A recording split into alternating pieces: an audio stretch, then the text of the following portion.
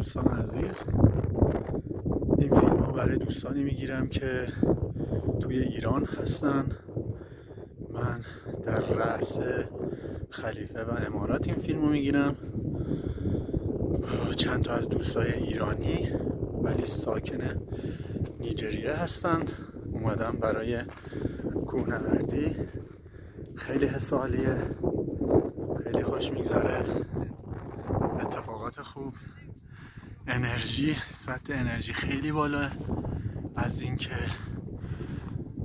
این قله رو فتح کردم بسیار خوشحالم و امیدوارم که کوه بعدی یا همون قله بعدی آرارات یا کیتو باشه. به امید روزهای پر از عشق و آرامش، پر از حس خوب. خدا شما رو همه رو به خدای مهربون میسپارم. خداوند یار رو نگهدارتون باشه. خوش بگذره بهتون.